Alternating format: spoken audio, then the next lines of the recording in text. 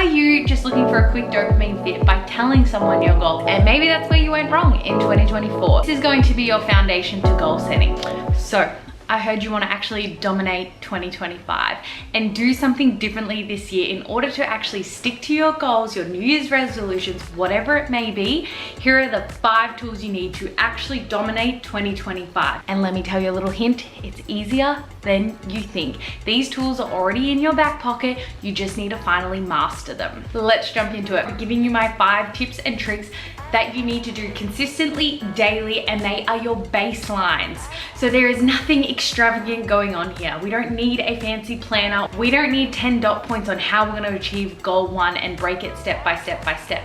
Yes, those tools and modalities can be helpful, but let me just give you my baseline of how I've had successful year after year in order to be able to do these things efficiently, more effectively, and without having to always think about them. They just become second nature and a habit. Tip number 1, fuel your body with nutrition. Oh my goodness, it sounds really simple and it sounds cliche, but there is more to it than just a healthy mobile body. I believe this first step is what's going to help you achieve and stick to your New Year's resolutions. It's really simple. Food equals fuel, fuel equals energy. You cannot win and achieve your goals without energy. On a daily basis, if you're not fueled, you're not thriving, you will be having energy crashes. You'll have that big long to-do list that just never gets ticked off because you ended up having a 3 p.m. crash. And yes, you feel unproductive, but instead we have all these excuses of just, but I don't feel like myself. And of course you don't feel like yourself because you're not fueled efficiently. So it's not just about the daily planners and the goal settings. We need to be thinking about what daily food we are consuming. It all adds up. The more consistent you are, the more consistent your energy will be. We don't need to get fancy. If you've been to my page before, I just preach consistency. What's an easy meal that you can have every morning on the go, off to work, whatever it might be? If you start your day with your exercise or with a million things to tick off your to-do list, what's gonna be your best source of food and fuel that's easy and takes out the brain power? I do not want you thinking about every single meal. I think this is where people go wrong. Nourishing meals are just a non-negotiable, but how can you simplify that? I have lots of tips and tricks on my Instagram, but my biggest thing is bulk batch your protein. That is one huge macronutrient that is going to fuel your brain and your body and help you keep recovering every day to keep hitting these goals every day without having to think about it.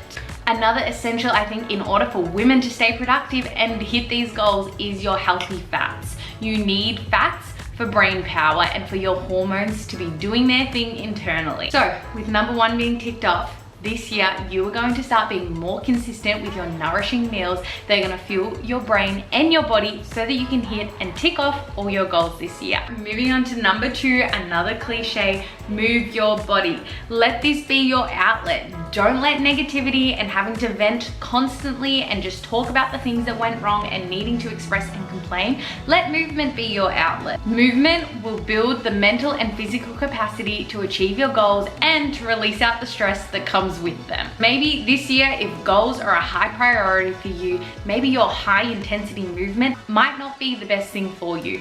Maybe what you can hit 3 times a week and getting your NEAT exercise, your non-exercise something thermogenesis, I can't remember, but your NEAT exercise is just the steps that build up throughout your day, the movement you don't know you're doing. So can you take that phone call for work while walking around? Are you working from home? Can you start to get more steps in your day? Whatever it may be, just pick up the pace in terms of the exercise you don't realize you're doing. You don't need to book in a heap of classes, and then I would say just try and hit 3 workouts per week. Personally, I think strength training is one of the best things women can do for their hormones, help combat that fatigue within you mentally and physically. So I definitely recommend 3 strength sessions per week and the rest of your activity being lots of walking and just movement throughout your day. Don't overcomplicate your movement and your nutrition. Step 1 and 2, adjust your foundation. They don't need to be complicated, and I think people have been going wrong because they're overthinking how they're gonna hit A, B, and C in my nutrition and my body and feel and look good, when really it's just what you can do consistently within your workday. I don't know your schedule, I just know you have time to create a little bit of consistency, and it's gonna be the game changer to your goals. Number 3, curating your circle. You all know the saying, it's like the 5 closest people to you are representing who you are.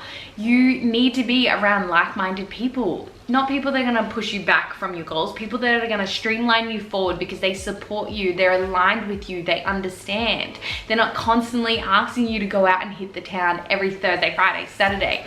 You know what needs to get done, and your friends should not make you feel bad about it. Align with your values, encourage your goals and growth, and support you. Now, do I have any tips on how to curate your circle? I guess tip number one, filter out the bullshit ones. Start to say no when you don't really want to be around them.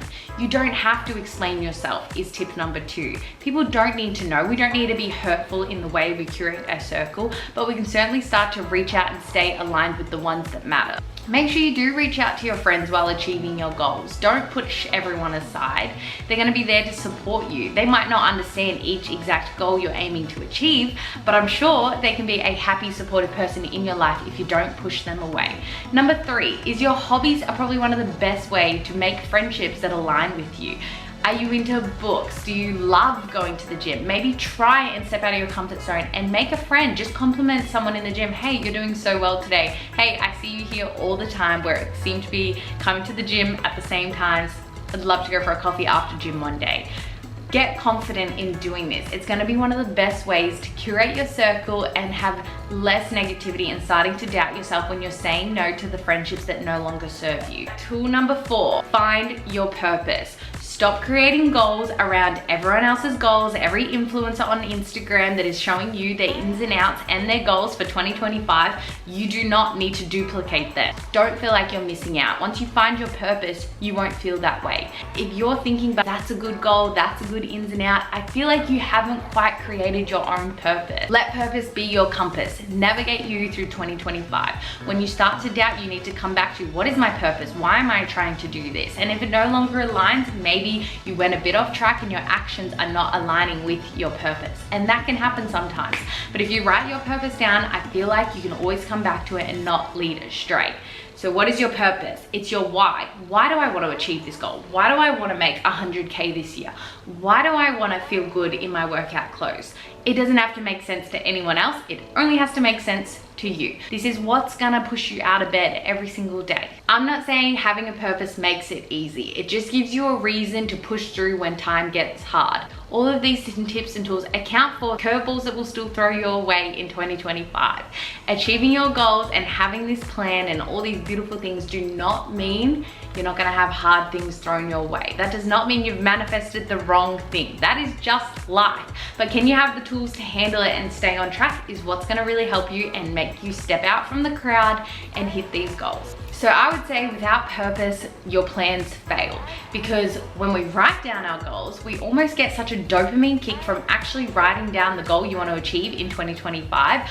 And sometimes that means we don't actually then take the action and stay aligned in our purpose for the goal, because we've almost tricked our brain. The rush you get from creating the goal is just as good as achieving it. And we then don't have as much purpose and feeling to continuously take the actions day in, day out to actually achieve the goal by the end of the year. So be careful with how you are setting your New Year's resolutions and goals. Are you doing it from the baseline with these 5 tools?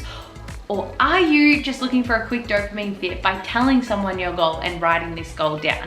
The next part is the most crucial part, is how you actually take the steps to implement it and follow through with yourself and your purpose for 2025. Tool number 5 is to master your recovery. You cannot keep going day in, day out without burning out if you are not recovering mentally, physically, and your energy and your aura.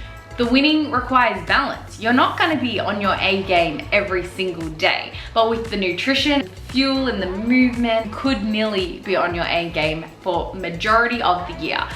Progress is not going to be linear, so be aware of that and make sure you are ready to balance and recover. Mastering your recovery, number 1 is just sleep. You need to be consistently getting your sleep, whether that's 8 hours. Not everyone needs to get the same amount of sleep, but I think consistency matters and the quality. When you don't consistently have good sleep and wake up refreshed every day, that should honestly be one of your goals of 2025. You should be waking up out of bed fresh and ready to go. No more sluggishness, no more constantly being fatigued. If that's the case, something in your nutrition and your day-to-day needs to change. Your baseline needs to be efficient, and that means recovery needs to be efficient. So if you master your recovery, you are mastering mental clarity, and that means you can wake up and show up for yourself and for everything that's on your list that you want to achieve. Sleep, mindfulness, downtime, movement, these are all powerful moves in mastering your recovery. So with that being said, I think we have the 5 tools you need to kickstart your baseline in order to actually dominate 2025, achieve your goals while feeling your absolute best. You need the energy to hit your goals, and maybe that's where you went wrong in 2024. So let this be the year you finally achieve all the goals you want and more. Nothing is impossible, but what I can say is I think people go wrong when they don't master the baseline. Stop moving the goalposts. You need to just start with the baseline and watch your life dominate and flow, because you have the energy, the mental clarity to do it. No burnout in 2025 if you follow these 5 tools to finally master your New Year's resolutions. Be sure to follow me on Instagram, where I love posting lots of tips on your confidence and fuel and nutrition. As a final year naturopath, I hope these 5 tools help you have the best year yet. Like, subscribe, comment, do all those things. I upload weekly. Lots of love from Lilybelle Lips.